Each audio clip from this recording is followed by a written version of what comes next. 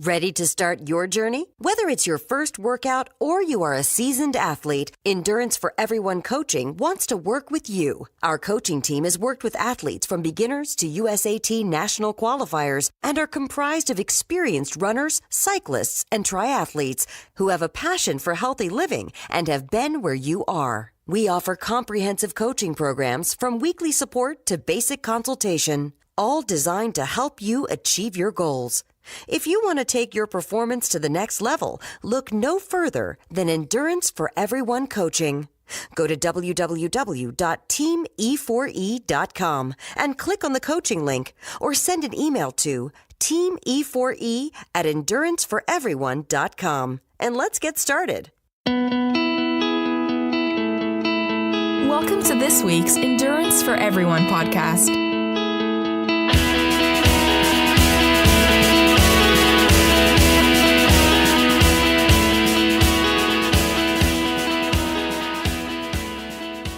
The following program is for entertainment purposes only. Though the hosts of this show are certified Ironman coaches, their attempts at long course triathlons and endurance events should not be taken as an endorsement for you to do something stupid too. You should make your own bad decisions, then podcast about it. Now, let's start the show. Hey, this is John Harris. And this is Rob Bozovich. And Endurance is for Everyone, and this is the Endurance for Everyone podcast. Hey, John, how you doing down there in Florida? I'm sweating my stuff off. You're sweating your stuff off? That's fantastic. I almost said something else, but I caught myself at the last second. That's fantastic. So it's been a little while since you and I recorded here. We actually recorded that one that posted last week, and that was a couple weeks ago. So we have a couple races to recap. And that being said we due to an error on my part, I thought we were recording last week with an interview, and then it was supposed to be this week. That being said, last week I was wrong, and then I was sick, and then the guy we're interviewing, his kid got sick, so it got pushed again. So we have yet to have that interview, which is why this one's going to be posting on Tuesday instead of the typical Monday. Right, and actually got a couple of people that that commented that, where's the show? People actually noticed that we weren't there? That's nice to know. At least two.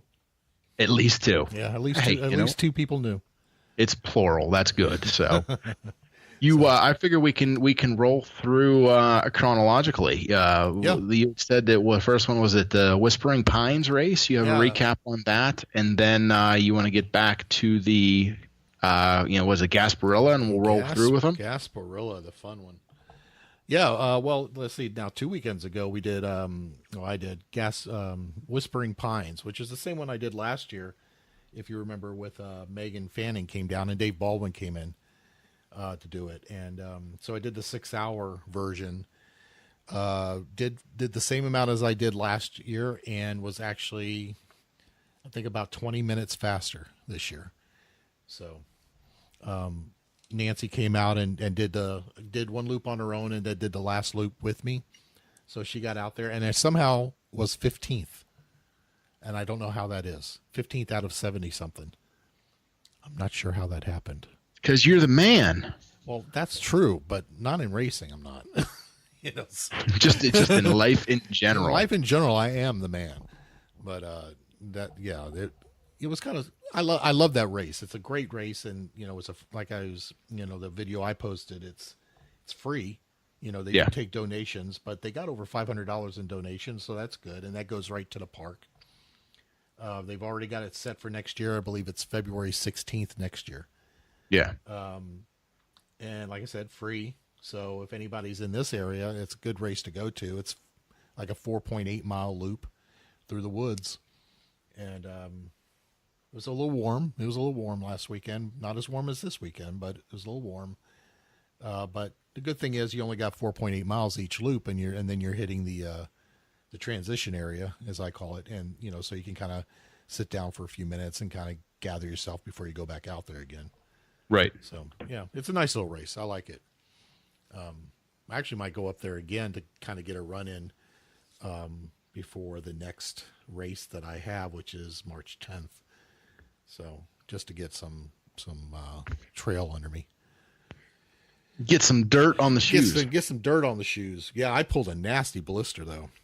To tell you that, I don't know if I couldn't even post it. It was so nasty. I didn't see the photo of that. So yeah, I mean, I can send it to you personally if you want to see it. But what happened? I think I'm good. I had a blister pull on my heel where I had a callus. The blister was under the callus. So when the blister like broke, it pulled the callus off with it. So I almost like I had a hole in my heel. And I took a picture of it and sent it to Jennifer. I said, should I do something about this? And she was like, oh my God, what the hell is that? I told her, but it didn't hurt. And that was the thing. It wasn't sore. It didn't hurt. It was just there, So yeah, I got through, and I was worried about Gasparilla because, it was only, 7 days away at that point. So kind of went to, kind of got concerned about that a little bit, but, yeah, Pete said it's cutting out a lot. Cool idea to do this. Yeah, I was just sending you a text. I said the connection's too poor, so I dropped it. It dropped off. Okay. And I said, I don't. My phone is showing cell service, not the wireless. I don't know if you want me to go try to reset it, or if you want to try to pull it up on your end. So. Oh, I can't because I have no shirt on, and nobody needs to really see that. Just angle the camera up so we're only seeing up your nostrils. Like do a Blair Witch on it. So that was that, and then this weekend we had Gasparilla, which is just a whole other animal, So I mean, Disney has nothing on this race. I just want you to know, it's hard to describe if you're not from the area. But, I'm intrigued. Tell me more. Well, John. it's a full weekend. Gasparilla is actually a festival of the pirates when they invaded Tampa. Yeah, and that usually happens like early March. So the racing weekend is usually the last weekend in February. I mean, early February. The last weekend in February is the racing. And they have 4. So the first day they do a 15K and a 5K. Then they do the next day on Sunday, they do a half marathon and a 5+3, which is a 5K plus 3 miles. So 6 miles. So, and then, of course, if you do all 4, Steve Wagner went out there and did all 4, did really well at them. So, you get the Ultra Challenge and things like that. So it's a very hot weekend. It's overall the whole race weekend had 30,000 plus runners. And if you've never been to Tampa, have you ever been here? No, I've not. Tampa's a small little city. It sounds like it's a big city, but Tampa proper in downtown is not that big. So there's 30,000 people packed into this place. Yeah. Okay. So, and, I get to events really early because I don't want to deal with traffic. I don't want to be stressed. What they failed to take into account, they put on a great race, Publix puts it on. So it's a great race, but what they failed to take into account is all the construction that's going on channel side. So I pull into this parking lot, I get lost because the GPS takes me to this one part for this one garage and it's blocked off. So there happens to be a parking lot right to the next outside parking. So I just pulled in there and paid the $20 that it cost and just parked there because I'm not going to deal with it. But you can tell, like I'm sitting there at 4:15 in the morning, everybody's coming to this spot. So everybody's GPS is taking them to this spot. Yeah. They should have known that. Yeah. And they it probably would have been a good, thing to test that beforehand. A good little heads up should have been given to people that, look, you're not going to be able to get to this. You got to go this way. So, by the end of it, everybody's parking. The good thing is that it was like 50 feet from the start line. So I got out of my car and walked right to the corral, right? Right. So they started corralling people up around 6, and I get in there. There's nobody in the corrals, and this is going to sound like I'm not whining, but this is like a pet peeve of mine: is people that get to races at the last damn second. All right, and then they get into corral, which is already packed, like you can't move, right? Mm-hmm. And they get into corral at the end, and because they got to get to where their damn pace group is, they're pushing people out of the way to snake through this thing to get up there. Yeah. And my issue is that, your timer doesn't start until you cross the pad. You don't need to be up there, right? You just want to be up there because you want to be with these fast people. Now, counterpoint. I know to your because, argument, and I agree with you that they. I know what you're going to say. What's that? Is that yes? But you have to weave through all these people after it starts. The slower people, and it's going to slow you down. And I get that, but you know what? It's your fault for not being there early. If you need to be up there, I agree with you in the principle that they should be there earlier. Right. And you don't know. Maybe they had a bad day, slept in, hit some traffic, flat tire. You don't know their story. We said that a bunch, and we'll get there again. Yeah. But that being said, John, is just be. I know there's people that are habitual, but also, did you read the article that I had sent you the other day about about the course, the DC Rainmaker article? Yes. I'd seen that before. I agree. And we all know that. And then for anyone who hasn't seen it, I don't know if we can maybe pop it in the show notes or put it on the Facebook page. Yeah. The long and short of that is and John just cut to it and gave you the synopsis. Weaving is going to add distance. Okay. And so people always have the question, hey, was the course long? I did a marathon, I did a half marathon, but let's just say even a 5K, the course is supposed to be 3.1 and my watch says 3.3. The course is long, but the courses are measured, and I think it's 30 centimeters from the curb on the straightest line from point to point to point to point. Okay. Which is how you should run anyway. Correct. So that being said is if you take a turn from the inside to the outside, just taking an average 2-lane road, one turn will add about 40, 45 feet just in that turn. So a race with a lot of turns, and he went through the article, and I don't remember which race he was going through, but it had something like 60 some turns. Just the turns alone end up adding like a half a mile of distance, and that doesn't include I ran from the right side of the road to give a high five to the left side of the road to get a cup of water, back and forth and so forth. So I get what you're saying, and I agree with you, and they should be there early. In addition, though, is, it can affect your time. And I understand also why they'd be pushing to the front. Yeah, I can understand. I wouldn't say something to them, you know what I mean? But if I was there that day, hey, man, I've been here for 5 hours and you just elbowed me in the back because you think you're more important than I am. Right. That's where my irritation comes from, I think. It's like, why do you think you're more important than you need to be in front of me? Yeah. Right. That's kind of where I come from. I get it. It's a qualifying race. There was actually a prize purse. People want to win, and that's fine. But you know what? If it's that important to you, get to the damn race early. Yeah. And, if you have to get there 3 hours early, get there 3 hours early. I'm not even trying to win, and I'm there at 4 o'clock in the morning. Yeah. 2.5 hours before the race starts. I'm there. And I live in Tampa, so. Yeah. Because I don't want to, that's just how I am. I'm like that about every race. I'm like that about training too. If I have a group training, I'll be the first one there because I just don't want to deal with it.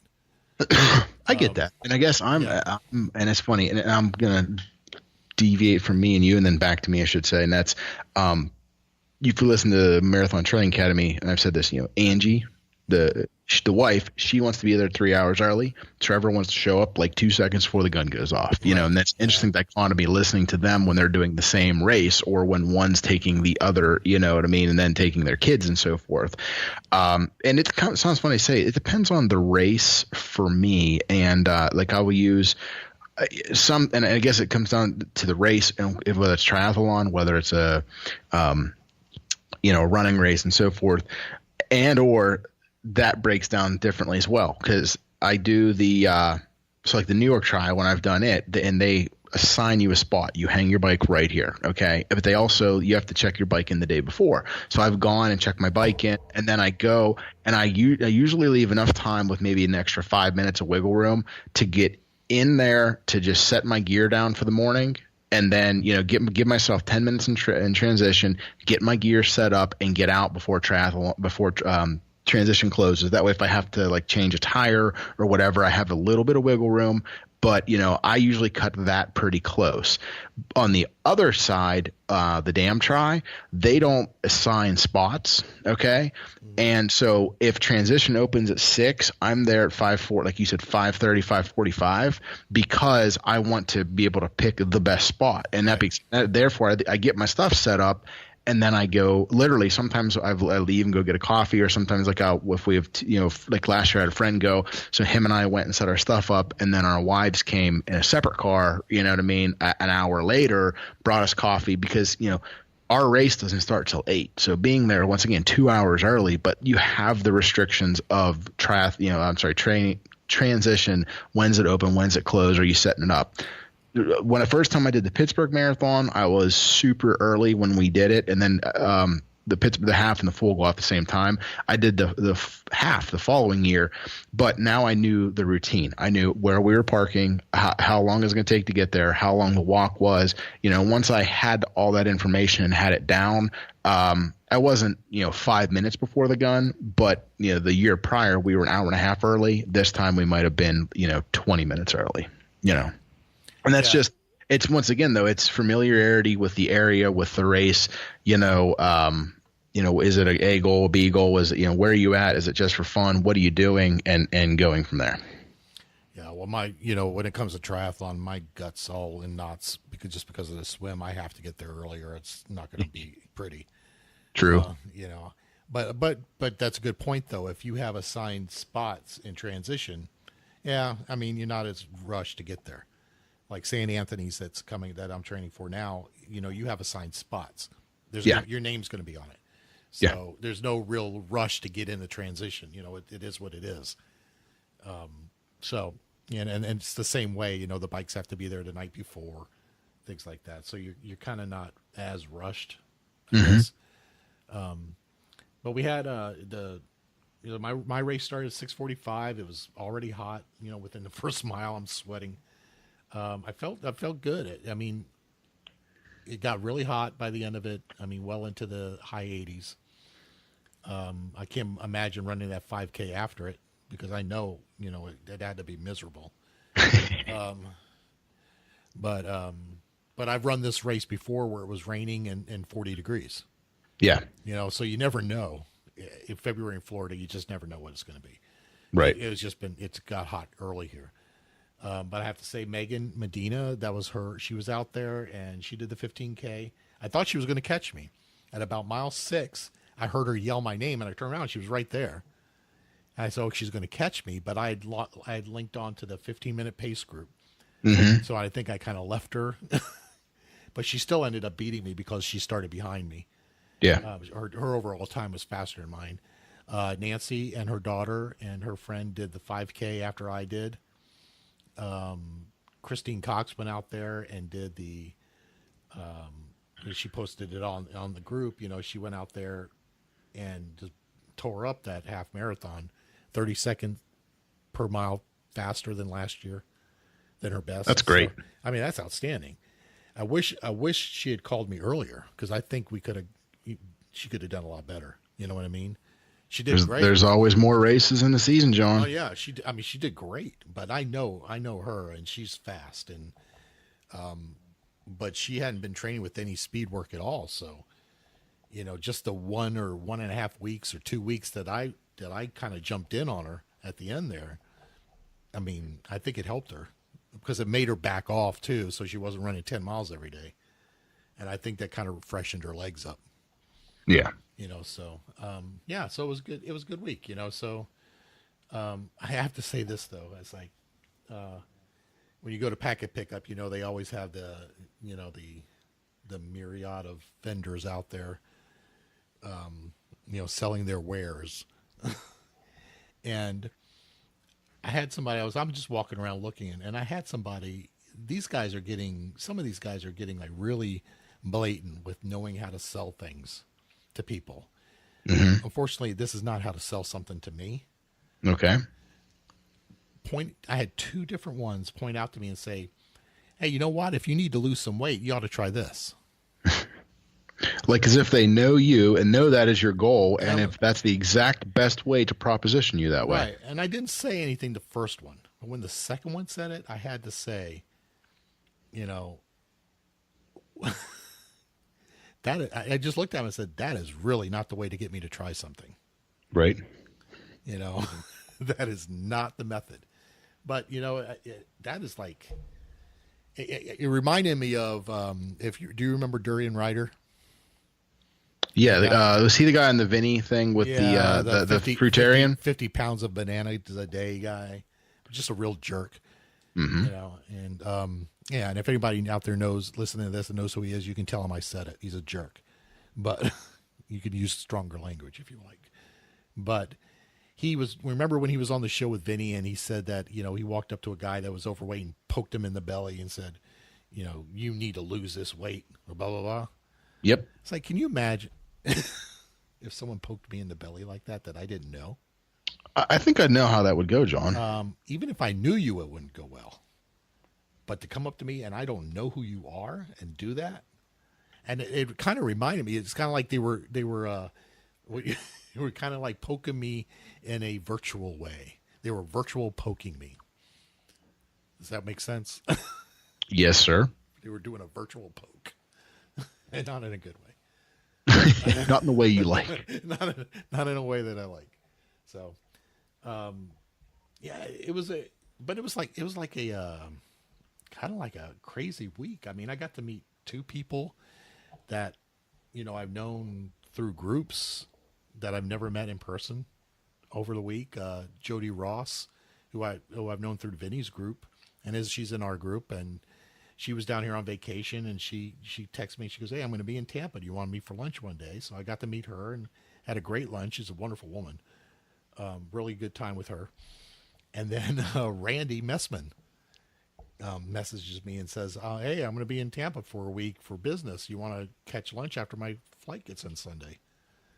So I got to go finally meet Randy Messman after all this time. And, who'd you wait longer to meet, him or Andy in person?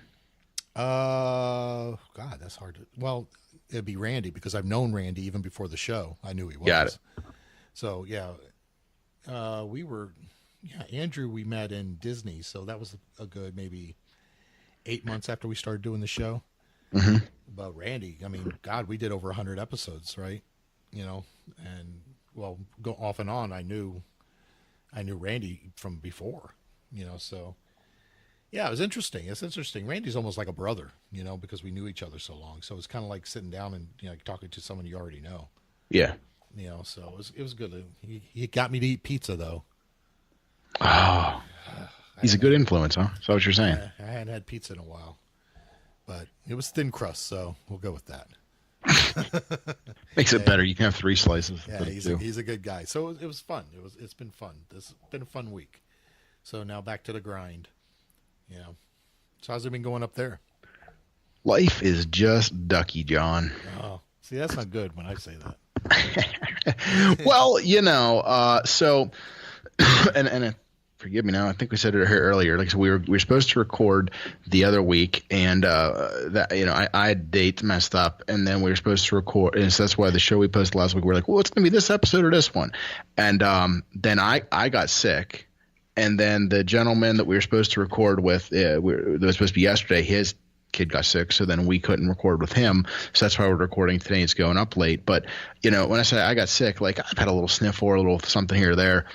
When I was a kid, I used to get strep throat all the time.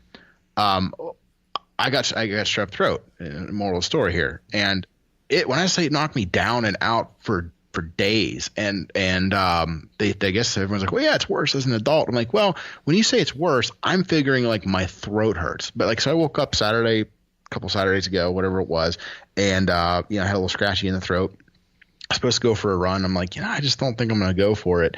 And by about noon, like the scratch in the throat was gone, but I was starting to just feel woozy, weary, like just depleted.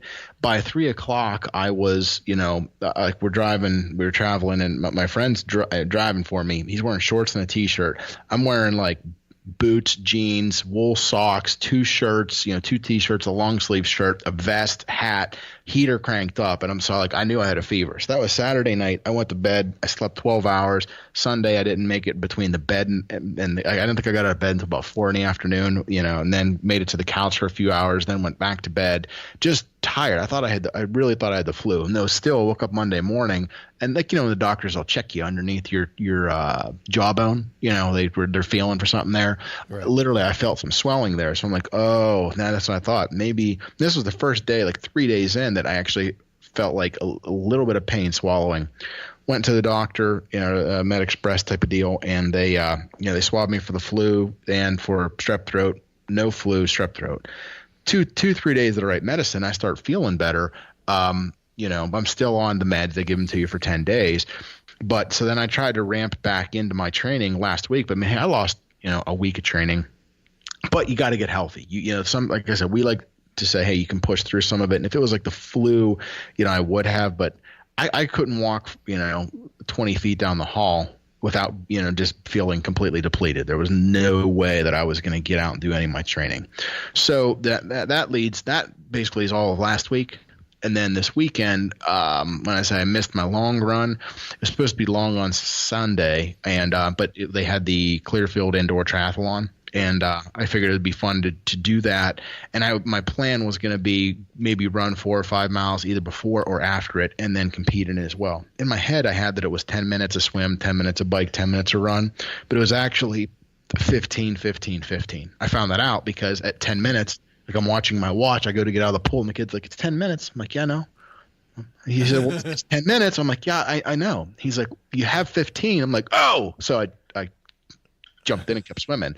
So consequently, they don't really do complete results. I mean, they only have room because they do so many waves 2 at a time. Because the bottleneck is the bike, because they want you to use the same bikes, the same treadmills. I mean, they have like 10 treadmills, but they only have 2 of the very same identical bikes.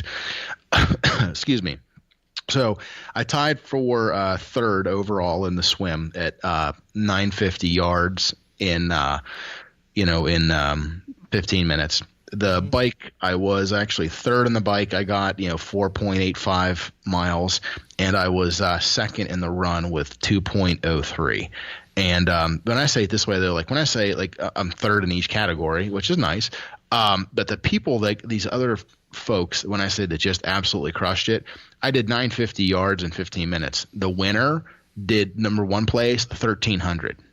Second place was 1,200. I mean, so they're like significantly ahead. Yeah, that's a lot ahead, yeah. I had, like I said, 4.85 on the bike. Second place, 5.55. The winner, 6 miles. And then like I said, I was second on the run, and the winner was once again I said my friend Brian, who's just that much faster. He's second on the swim. He was second on the bike. He was first in the run. He had 2.25 miles. So he did an extra quarter mile on me in that time frame. So I mean, that is just booking. Yeah. Faster. I found out that the treadmill at the Y, the fastest speed it goes up to is a 13, which equals out into somewhere in the 4-minute mile range, which I managed to hold that pace for about 18 seconds. That's a new personal best for me. If you go and look at the data track, yeah, I don't know. It was fun though. It was just something to do, get out, do something a little different. And actually, like I said, I pushed a lot harder on the bike. Because I hadn't swam since December. I hadn't biked since about the same, so I pushed harder on the bike and that sprint. I mean, literally sprinting on the treadmill, because it's only 15 minutes. You know what I mean? So I did like a 2 or 3 minute warm up, and then ran hard, and then through like the last 2 minutes was just as hard as I could possibly go, like literally huffing and puffing. I sent you a photo. I don't know if you looked at it. Like I laid down on the treadmill afterwards, and you can see the outline on my back, and then you can see the outline written backwards of what was on my shirt. Yeah, I was wondering yes, I did see that, and I was wondering, is that like a reflection? No, that's where the ink, the print was. That's hilarious. Transfer to the belt. Yeah, that's hilarious. I thought it was a reflection. Now it's even funnier now. Yeah, we can put those photos up with the post if people. Yeah, you're gonna have to post. So. Yeah, you're gonna have to post that. But yeah, if I got a treadmill up to 13, I'd do a Kevin James to the back wall. Face first. So today, anyways, I got a couple of my other runs, but that was Sunday. Monday, I got my regular run in yesterday. I did. I ran home from the office and about 1.5 miles, 2 miles, and I hit the wrong button and my watch stopped. I was supposed to do 8. So I got the little guy and I put him in a stroller. Yesterday's supposed to be an easy recovery run, and I got to say, pushing a jogging stroller puts me right at the correct pace for what that's supposed to be, and the stroller rolls extremely nice, but not directly into headwind. And there was a lot of that yesterday. So it actually the wind was literally slowing me down, just pushing, against the stroller like a sail. So it was an easy run, but you're probably running a little harder if you got that you have to deal with that. Well, you got Yeah. Yeah. Yeah, I gotta admit it was a little. Yeah, I probably worked a harder workload than I should have, but. And then that leads to today, which was intervals. And I was curious. I wanted to try something. Like I started it on the first one, and I was noticing something, and I was just curious, so I followed it through. And that being said, is I ended up with my intervals at 7 miles, about an hour and 8 minutes, and the interval section I was doing in the sevens, and it was what was the distance on that? 0.62 miles or whatever distance that is. I forget what the yards on it works. That's how yards or meters, how they had it set up. But then it was a quarter-mile walk segment, and I was walking the first one, and I was watching my walk pace, and I figured I'm going to walk every single one of them, but I'm going to basically walk as quick as I can without actually breaking into a jog, because I wanted to see what that would do data-wise to my heart rate and to see what pace I could keep. So it worked out good. It worked out good for me. Like I was just trying something different, and maybe I shouldn't be doing that on a work day. When I say a work day, a hard workout day. Yeah. But we've been talking recently, and some people in the group, and I want to interject with it. They've been talking about the Galloway stuff, and where are you at and what are you doing? And some good discussion today about it, to realize that, you can do a 9-minute mile and things like that. So it was good. That's exactly. I mean, that being said, I ran my warm up and cool down right around like an 8:50. And then, that being said, is like my work segments on my intervals, like I said, were somewhere in the 11 range. My walk segments were in the high 12s, like 12:45 to like a 13:45, 13:50, somewhere in there, like all south of 14 minutes. And once again, my average for a 7.5 mile workout ended up being, just over a 9-minute pace. So, it's proof that you can do it. You can go hard, go easy, go hard, go easy. It's just balancing how hard is hard, and your easy is not too easy as well. Once again, if I change that walk ratio, either A, longer, or B, if I pushed it up to a 20-minute mile, it's going to skew that average. I was just curious to see, because I wanted to see it and just kind of proof of concept. But hey, worked out just fine.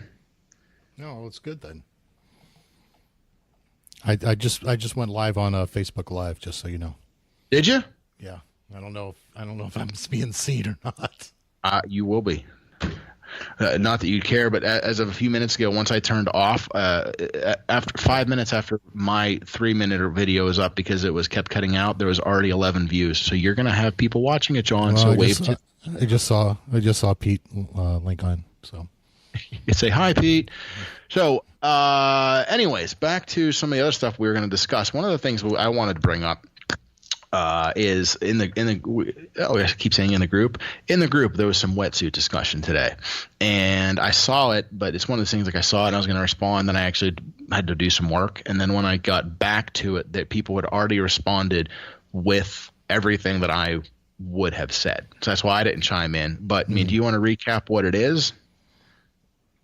Do you want me to recap it, John? Yeah, I kind of lost my train of thought there, to be honest. That's okay.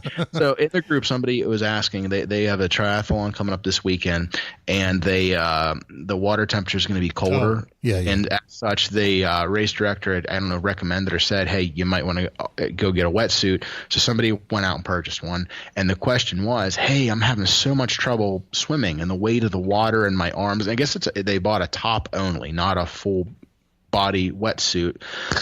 And the consensus in the group came down to this, and that is there are multiple different types of wetsuits. If you first off, you want nothing new on race day, and probably nothing new race week. Yeah, it was a little. You want to get the wetsuit as early as possible if you're going to be training with it. In addition, if you're using it for a triathlon, there are triathlon specific wetsuits. They're cut a little differently, and they allow shoulder rotation. I personally use, when I did my first half Ironman, I had rented a long sleeve because it was up in Connecticut and it was pretty cold. So I had rented a long sleeve one, meaning full arm one, because they have long sleeve, short sleeve, and they have no sleeve.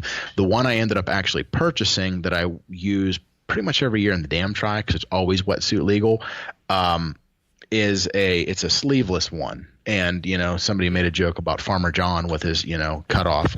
But, well, that's what we call them, Farmer Johns. I prefer the sleeveless because it gives me complete shoulder rotation. And, and I don't have to worry about any of it. And you were going to say something about the thicknesses of them as well, but I don't know what research you had done or looked into. Well, no, because the legal limit is 5 millimeters. It can't be any more than 5 millimeters to use in a triathlon. Okay. But you get over 5 millimeters, you're talking about a thick wetsuit. You're talking about like a dive suit. Just about. Yes. So anything over that, you're not going to be able to move that well in, and you're not going to be able to swim in for sure. No. So, but with that, and the reason too, if in case anyone is asking, there's two reasons kind of to wear a wetsuit. Okay, and the first reason is warmth, and I'm gonna sound like a jackass when I say it this way. John coming up here is gonna want to wear a wetsuit because the water temperatures are colder and he's not acclimated to it. Amy, who's used to swimming in 30-degree waters, she don't need a wetsuit. She's going to be just fine because she's acclimated to it. So as I said, I only wear mine usually in the dam try. And sometimes I say usually I don't always wear it because it is a little more constricting. It is a little tighter. So sometimes I'll go without it if the water temperature is warm enough because I'm really not wearing it for the warmth. The second factor is it'll make a wetsuit will help a poor swimmer much more than it will help a good swimmer because they add the buoyancy. Right. And that's why there's a limit on how thick they are because you're not really gaining that much warmth. You're not in the water that long for it to really be an issue. But what it does is it adds buoyancy. It levels you out. It helps you float easier, and that's why I say helps a poor swimmer because usually a poor swimmer has bad form, meaning like I'm holding my hand like a plane, like an airplane taking off. Your head's pointed by the water, your feet are down. That wetsuit is just going to pull your body closer to flat, to plane, to across the surface of the water, and that's why it helps a poor swimmer better than somebody who already has better form and is already swimming level, so to say. Yeah. As far as wetsuits, I don't know. I kind of use them for both. I mean, I don't mind wearing. It doesn't bother me as much as it seems to bother some people, but I'm not the best swimmer in the world either. Mm-hmm. I like the buoyancy of it, even in salt water, where you're going to be naturally a little bit more buoyant anyway. Yeah. But I do like being warm. I don't like cold water. We have our first open water swim this weekend, and I think the last time we checked in Clearwater, the temperature's 72.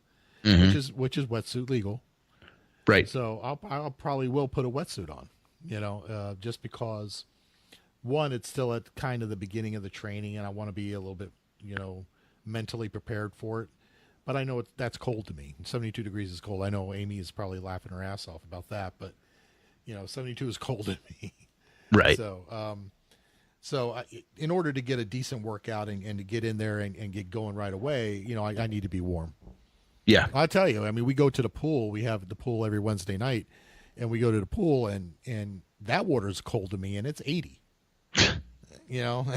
I get in there, and it's like, holy crap, and I have to sit there for a second to warm up before I can get going. Yeah. I'm a wimp, I'm a Florida guy, so, and we got the bay water here by August, the bay out here is, 85, 90 degrees. Yeah. In the water, so you're sweating in the water.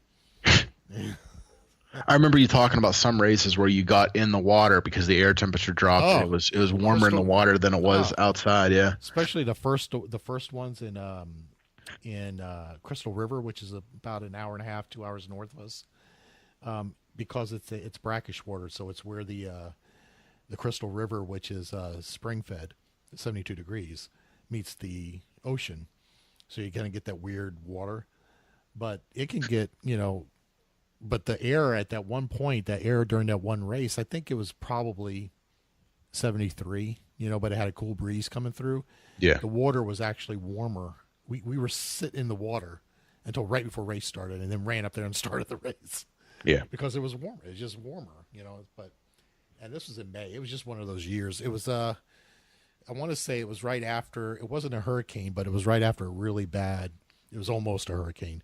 We joke down here that some of our thunderstorms are worse than the hurricanes are, we get thunderstorms coming through here with 50-mile-an-hour winds. Yeah. So, and it was just like the water was a wreck. It just was mean. It was mean looking. So, it was just one of those races. But we have 3 people looking. People are watching you, John. I feel like I'm being watched. You are, technically. Nobody's talking. They're just staring intently at you, John. We'll make it really fun for them. We could just do it. We'll switch over to Rob talking for the next 20 minutes. Yeah, and you'll just sit there going, uh-huh. Well, yeah. I held up a sign that said Rob is talking, like you were going to do. Yeah. And then I realized, oh wait, it's backwards, so I had to write Rob is talking backwards. Brought into my old Navy training into it. I didn't realize that it was videoing backwards. That's weird. I'll have to watch that later and check it out. Kevin Cleary just said, "Shh, don't talk." Silence. I don't even want to know what he's doing. Shh, don't talk. Yeah. Well, so the 2 other things that I have, at least for us to go through some of it, and some people, if they were paying attention, which I've gotten some comments on it already. People will notice now that, I made the big official announcement. I'm switching from Pittsburgh to Waco and cross the state off the list. Ain't happening. Going back to Pittsburgh. So yeah, but you know what we saw today? Did you see that Karen Clark's doing Pittsburgh? I think I saw you had said that and said we got to meet up. So let me jump to that and then back to the reasoning or rationale on. Actually, let me get to the rationale. Our friends aren't going, and since they're not going, my wife said, "Okay, we're not going," which is fine. And I was excited to cross the state off the list and see a new area. If they jumped off the bridge, would she jump off the bridge too? Probably, yes, yes. Okay. Close knit group, so. But yeah, so we're not going to be going to Waco, which is nice. It's going to help save some money that we would have had to outlay. I've already paid for Pittsburgh, and it's close enough because we're staying with family when we go down. Blah blah blah. It would have been nice to cross the state off the list, but I'll still get Illinois this year whenever I go to Chicago. So it's still hopefully try to PR early and then later in the year cross another one off. And in Chicago, you need to meet up with Pete and Gretchen. I've already told him early on, and maybe I shouldn't say it and it won't happen. I told Pete early on, as soon as I got into the lottery, I forwarded him the email and said, this means that we have to do a E4E FMC. Kind of a dual thing, right? That's it, yes. Figure it out, man. I'm inviting myself to his house where he can serve me some wine, and we can record. And maybe wine is always good before a long run. It is. It'll help. It helps you sleep at night. But yeah, so if Karen is doing it, I should say it this way. I've also been in correspondence with Trevor from Marathon Training Academy, who we had on some shows back. He's going to be doing Pittsburgh Marathon as well, and they normally try to get a marathon, and they call it MTA, Marathon Training Academy meetup. And I think it'll most likely, when I get more details, I'll let you know.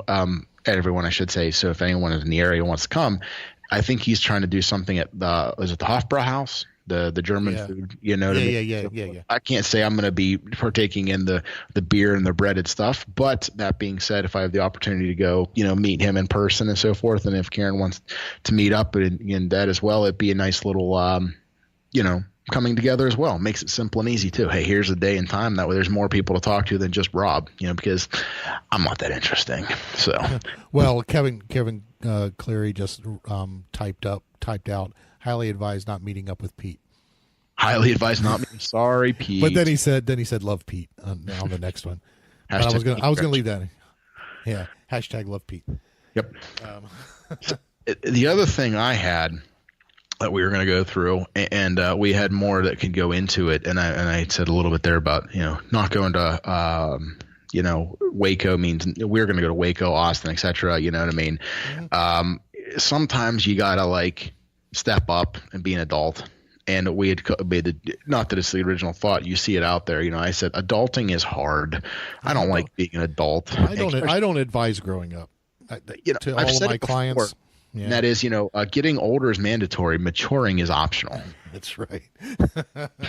So, one of the things, and that is, last year I made the proclamation: I'm going to train hard. I'm going to win my age group. I'm going to nationals. Okay, and that was, I'm going to May, June, July. I'm going to race like 5 or 6 of these things, and I'm going to blank, blank, blank. I think, and I don't want to say I'm giving up on that goal. I'm officially saying, though, I'm backing off from that, because when I made that goal, I had nothing early on and nothing later in the year.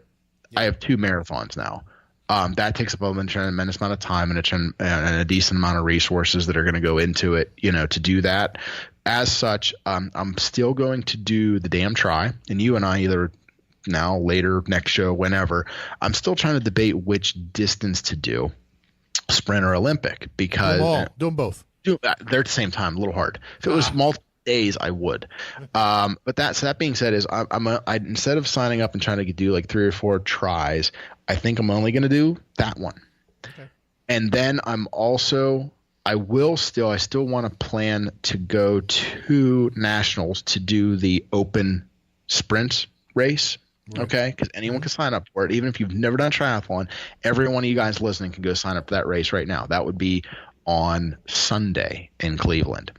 And so the thought being is if I do well enough in the damn try and qualify, I will do nationals, Olympic one day, sprint the next. If nothing else, those will be basically the 2 tries. Maybe I'll do more with like my family and so forth, but I'm not going to put as much pressure on, because I had like 4 or 5 of them on when I said my calendar that I had looked at them. I always put like when the registration opens and, when if there's a price increase or whatever, so that way I can go out there and look at them. And, that was going to basically be like go through marathon training, run the race, 2 weeks later, first triathlon, 2 weeks later, another triathlon, 2 weeks later, another triathlon. Kind of what I did in February. Just it's something like you did. Yeah. What's good for the goose is good for the gander. But, listen to your coach. Yeah, right. Do as I say, not as I do. So that's why I've thought and really just made the heartfelt decision, if you will, not to do that. Be an adult and spend some time with my family. I'm still going to train because I'm going to get out there. I want to have fun with my friends and get out and ride my bike and do some swimming and stuff like that. But as much running as I'm doing, I'm going to have the focus for Pittsburgh Marathon. In addition, then later on, the training's going to start pretty early, even though that it's the end of the year. October for the for the Chicago Marathon. I'm going to start training again in August. You know what I mean? It really doesn't give that much time off between run training cycles to try to go out there and just race. And came to this conclusion all on my own with no persuasion from anyone else. So like growing up and being an adult, it hurts to try to be mature. I don't like it. I don't like this. It's not in my wheelhouse. Being mature is boring. Yep. Nobody be mature. Come on. Nope. Oh man. So we got like 5 people on now. Hi all. Who else out there, John? Read us the list. Let's see.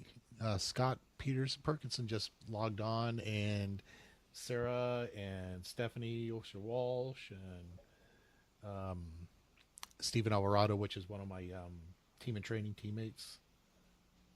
So we got a few people. They're talking. They're hearing their names, so they're getting very excited. They're perking up. Any questions that they would like answered?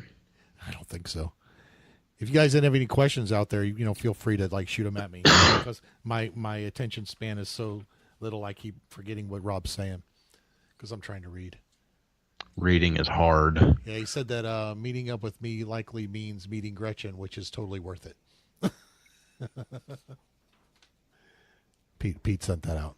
I had hoped, because if somebody else is saying about his wife, we got some questions. That's true. Didn't know this was a Mormon group, John. Should I talk about these energy pods real quick? Yeah, get into that, because I have some questions for you on that, and then you can go ahead and discuss. I was like looking into like some diet stuff and some keto stuff, and I saw a thing on YouTube that were like reviewing some keto products, and there was one that the guy was raving about. He said that he couldn't even show it on camera because he ate them all, and it was called an energy pod, and it was chocolate fudge. Sounds delicious. It's on camera right now. Energy pod, chocolate fudge.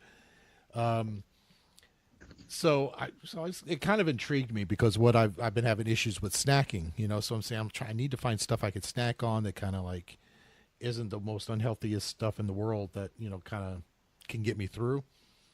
And so I found out who they were. They're called Keto Geek, KetoGeek. and went to ketogeek.com and found their email address and emailed Fahad Ahmad and said, can you shoot us some product and maybe we can review and put on this show and things like that. And he was like he answered me right away. I said, oh yeah, well, I'll send you some samples. If you want to be an affiliate, I can set you up for that too. I said, oh, that's great, because I would like to get some more affiliations, because then we can, pass on some codes to listeners and Facebook group people, and, kind of get them, if they're into this stuff, and it gets you a little bit off, right? Right. Keto products are not the most cheapest stuff in the world. So really? I had noticed. I had not tried this stuff yet, because what I want to do is I want to do it on video so you can see my face when I actually put it in my mouth. But so what I want to say right now, John. Yeah, right? I know. I know. I kind of left myself open for that one. And again, it's a G-rated show. I know. And I got people on camera. I have to remember that I'm on camera right now. So he sent me 4. He sent me the chocolate fudge. He sent me a spiced walnut. He sent me a pecan coconut. Right there. I'm showing him on camera. And then he sent me one called a coffee protein energy pod. Now, can I ask you a couple things? Because you showed, or I don't know if you put it on the group or you sent me a text or where it was now. Mm-hmm. They almost look like K-cups. How big are these? Are they like puddings? Well, what are these things? Well, I mean, you're not seeing it on camera right now, but they fit in the palm of my hand. They're about, I would say about 3 ounces, maybe. Mm-hmm. But the thing is, and they said this on the other thing I saw too, it says 2 servings. This is not 2 servings. This is 1 serving. You're not going to eat half of this. So, but he also told me that the coffee pod, the coffee one, is really meant to be mixed with hot water and infused into hot water and taken like a latte. Okay. So, and you can do that with any of them. What I've seen on the website. So it's going to be interesting to try them. And like I said, I'll make a video of it and try it. But in the meantime, if you want to check them out, if you go to fatslowtriathlete.com or enduranceforeveryone.com, on the right hand side you'll see the Keto Geek link. If you link on there, and your first one, I think you get 20% off. But if you put in the code teamE4E, you get a little bit off on your order. So that's your affiliation. I did put it out there on the Facebook group as well. Cool. So as soon as I kind of want to do it the right way. I want to be somewhat professional, Transparency, John. Right, because if I don't like them, it's coming off. The damn website. But just because I don't like it doesn't mean other people might. Everybody's tastes are different. But I can tell you real quick what's in it if you want to know. Please. I always like that if it says like, say, the spiced walnut and the first ingredient is walnuts. That's a good sign, right? Usually. So it's walnuts. It's so small. I'm blind. I'm old. Walnuts, ghee, whey protein. It looks like they use a stevia for sweetening. So it's a keto product, not necessarily. We're going to go back and say Vinny, like NSNG type of thing. Right. But I'm sure Vinny would probably not like this. Yeah. But 360 calories per pod. What else is there? Oh, MCT oil is in here too. Okay. Not coconut oil, MCT oil. So there is a difference. So it should be. I mean, I know somebody at work that. Now, hold on. I'm going to interject on you. Yeah. For those out there that's wondering what John's saying, the two are the same in that, yes, like that whole square is a rectangle, or a rectangle is a square, but not all squares are rectangles. Yeah. MCT, medium chain triglyceride. And, that being said is like you can have coconut oil, which is a medium chain triglyceride, but if you go and get MCT oil, it literally, if you go look it up on Amazon or wherever, you can get it at GNC as well. It's a jar, almost like olive oil, if you will, but I think it's like more clear. And the people that do like the fatty coffees or the bulletproof coffees or whatever variation you're going for, you put that in it, and it's It's kind of when I say just like putting butter or putting, John just said ghee. Ghee is clarified butter. These are multiple sources of a very similar fat, which is what's working towards this whole keto aspect of it. Right. Yeah. And Pete just said, geez, John, are all the ingredients real food? And, I'm looking at, there are no additives. Mm-hmm. You know what I'm saying? So so the spiced walnut has walnuts, ghee, whey protein, which I guess you can say is, well, it isn't. You can't just say it. It is, processed. Then it has the stevia. It has MCT oil. It has monk fruit, which is used as a sweetener as well, mm-hmm. and sea salt.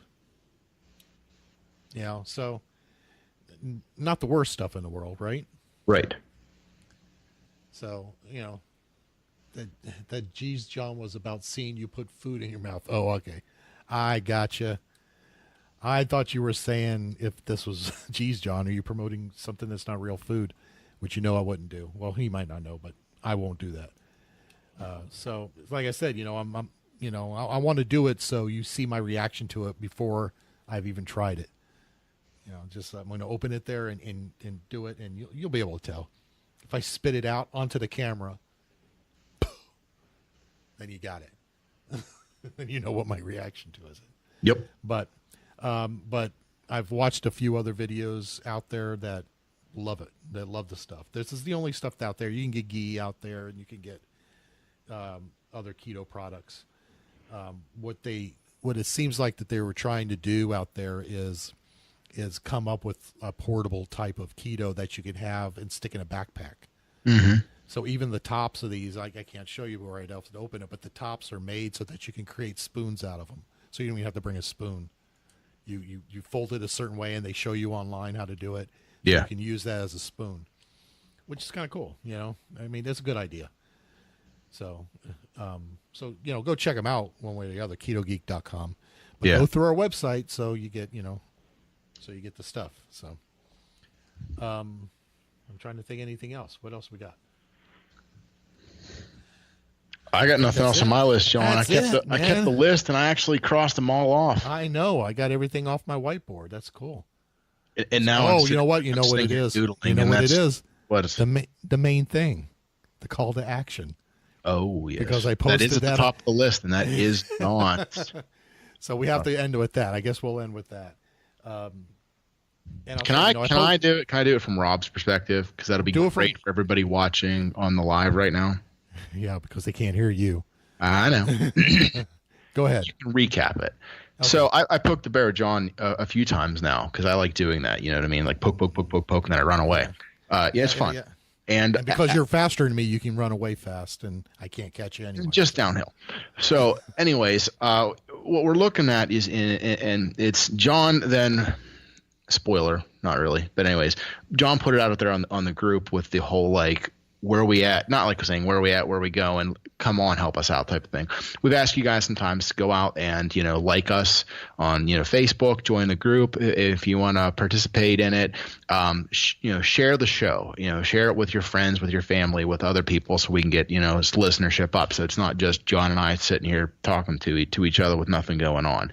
And I've poked the bear a few times and said, hey, John, what about this? Hey, John, what about that? And I puts these big ideas in John's head, and then he wants it to happen like next week. And, things take time, and we get that. And some of the numbers that and John had shared, and I'm going to, I'll just say them, hey, like we in our heads arbitrarily would like to see the Facebook group be over 1,000 people. Don't know why, but that's something we'd like to see. But, and this is where there was a little bit of debate between John, Megan chiming in, and I'm in agreement. And that is, we don't want you go out and add 15 people if they're not going to be active. We want we want it to be people that are like-minded, supportive, and we want to grow the community, but we want to grow it with like-minded people. Like I said, so your friends, your family, people that are actually going to listen to it and take some value in what we're doing.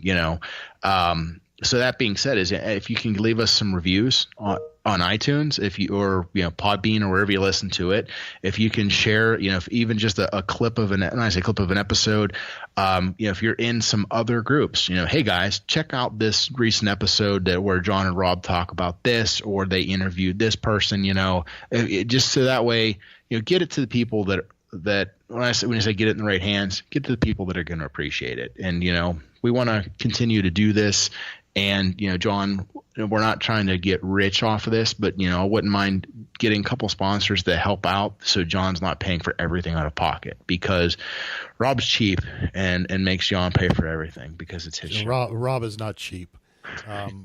John is just set up that I've been doing this for so long. It's just all set up. Yeah. And to kind of go on that is that we believe in, and we have believed, even Rob before he was on the show believed in it. We believe in what we stand for and what we do. We want people to be actively involved in it. I will tell you, like you said, we have 666, which I find humorous. So we either need no more. No more. Yeah. We need to stop at 666 because it's just funny, or we need to get higher. But but out of that, and when Megan Nanasinka brought up that, sometimes you're adding people to the groups that are being added without even knowing they're being added. So they don't even know they're there. So they're not really, invested, or what they're doing. We have a lot, and this because somebody will comment onto you something that happened in the group and you didn't even know they were in there. Mm-hmm. So it's a lot of passive stuff. But when I look at the insights, there's 600, so say 670 members, but we have like 556 active members. Yeah. And active in Facebook means that you've commented on a post, you've posted something, you've liked something. So you've done something in that group. Right. So it's really, we don't have a lot of non-active members. And so, as far as growing the group, we're never going to take on a sponsor or any affiliate that we don't believe in what they do. Vinny used to say that back in the day, that there's no way he would take $1 million from Kellogg's. Right. He just wouldn't do it. And I believe that about him. I wouldn't do that either. I'd be tempted. I'm going to interject. But I've emailed him through the years, and some stuff he responds and some he doesn't.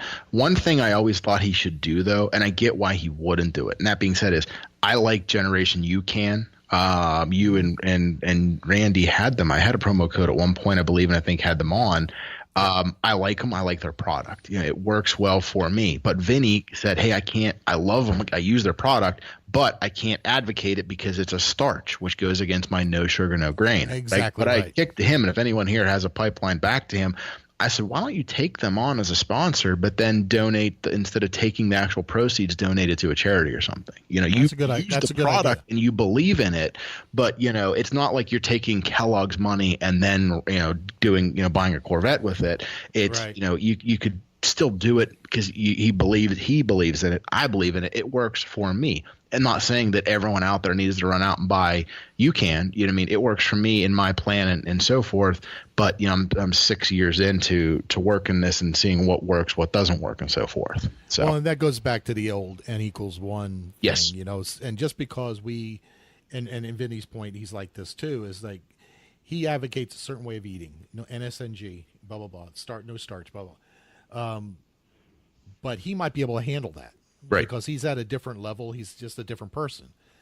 But as far as the group wise, he doesn't advocate that, especially for people trying to get started on this stuff. Right. So he may use it, but he's not going to advocate for it because it gives people the wrong impression. Exactly. And it muddies the water just enough that he's not going to do it. Right, and that's a good, he has morals and he stands with them.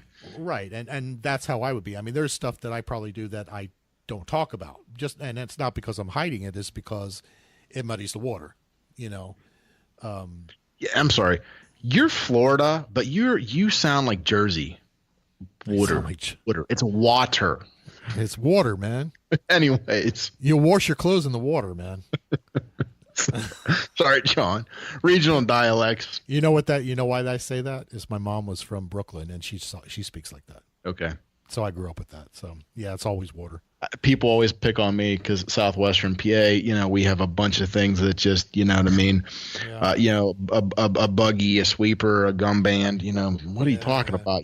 We drink pop, and, pop. Well, everything I grew up, up north is pop. Down here, everything's a Coke. Yeah. My dad used to say, can you get me a Coke? What kind of Coke you want? Pepsi. Everything's a Coke. Can you pronounce something for me, John? Everyone out there, play along, and then we'll end it here. What am I printing? You could pronounce. You could write it down as you'd like. Okay. VERS. VERS. A. Yeah. ILLES. Versailles. Yes, that's how 99% of the world pronounces it. How do we pronounce it in Pittsburgh? Versailles. It's just one of those things. That's why I saw you see a meme years ago, and it's like, yeah, if you're reading it this way or you're saying it this way, and I'm looking at the same, like, I don't get it, and then somebody's like, yeah, that's because it's this. I'm like, oh, so I'm in that 1% that's dumb. I guess so. You live in a place that snows 10 months out of the year. I think that goes without saying. Yeah. Yeah. All right. So until next week, right? Hopefully. No races this weekend. So first open water extravaganza with team and training. So we'll talk about that next week. Excellent. If I'm alive. Make it through it. Yeah. All right. So next see a week, shark. We'll talk to you Remember, later. just punch it in the nose. You'll be fine. Yeah, right. I'll talk to you later. See you, John. Bye. Thanks for listening to the Endurance for Everyone podcast. If you have comments or questions for the show, send an email to teamE4E at enduranceforeveryone.com. And remember, swim calm, bike strong, and run steady.